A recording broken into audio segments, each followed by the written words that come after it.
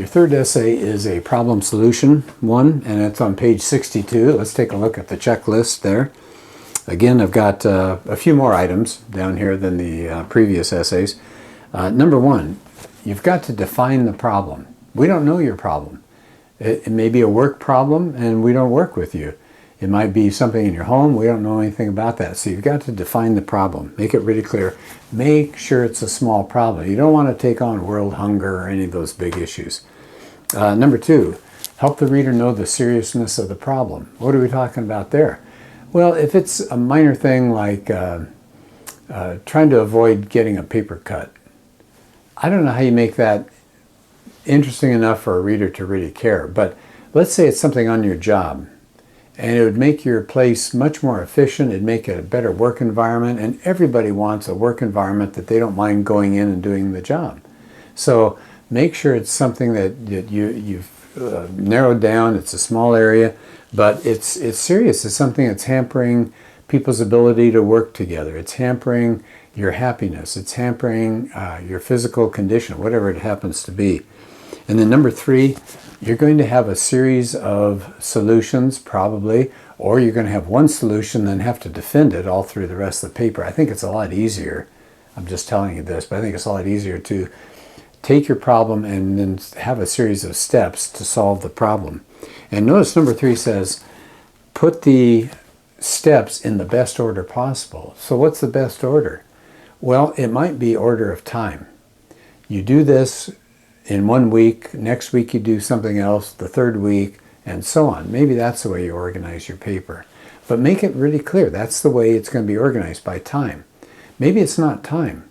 I've seen some really good problem solution essays where you get the reader started with something simple first, something very easy to do, something that won't cost them a lot, something they can do in the comfort of their own home, not much time involved, whatever it is. So start simple and then maybe more complex. As they say, start with baby steps and then get more complicated later on.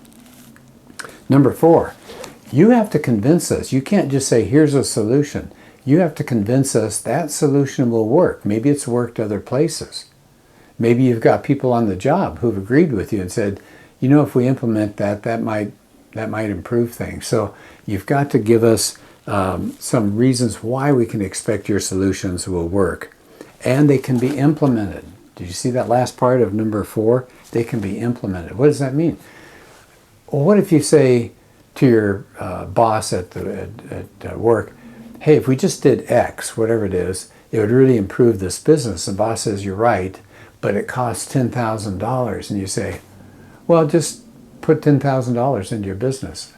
The boss says, I don't think so. We don't have $10,000 just lying around. So it's got to be something that can be implemented. Number five. Number five is huge because we spent time on that in this essay. These are the objections. These are the things that people will shove at you and they'll say, I don't think I can do it because. No, I don't want to because. And what are some of those issues that keep coming up, these objections? Why don't we find ourselves in good shape physically? Why do we let anger happen to us when we're out on the road?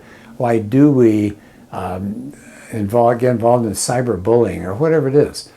Why do people keep the same problems all the time and they never get rid of them? Well, we said there are several reasons. It might be money. It might be laziness. It might be lack of time. It might be fear. There are a lot of reasons. We talked about those. So number five, you've got to overcome those. You've got to be able to say, all right, this one step will cost you a lot of money. Is there something I can have you do that's cheaper, that's easier? And don't take people out of their comfort zone immediately. Do things that will be a little bit easier for them to handle. Number six, I will say you might put a question mark, excuse me, by number six. I'm not sure you're going to need to worry about that one, about alternate solutions that the reader might favor. Number seven, though, this is big. Number seven says, this essay, it's only 3 pages long, it's just an introduction. It just gives you the basics. You may need to go other places to get additional information. This will make you look wonderful as an author. It'll make you look like you really are involved in this field. So you might give us phone numbers that people can go to. You might give us people that we could contact. You might give us websites, books. Give us some other places to go to for further information in this field that you want us to deal with. Number 8, notice that never goes away, the grammar. Number 9, the style. Again, I think if you come up with a good opener. Remember, this is a problem solution essay, so why don't you throw the problem right at the beginning? Show us how badly run your business is that you're involved with. Show us how little money you do have at the end of the month. Show us somebody being bullied. And then you say, this doesn't have to be, this could be changed, and then you change it. Number 10, challenging, you bet. I don't think that's going to be a problem.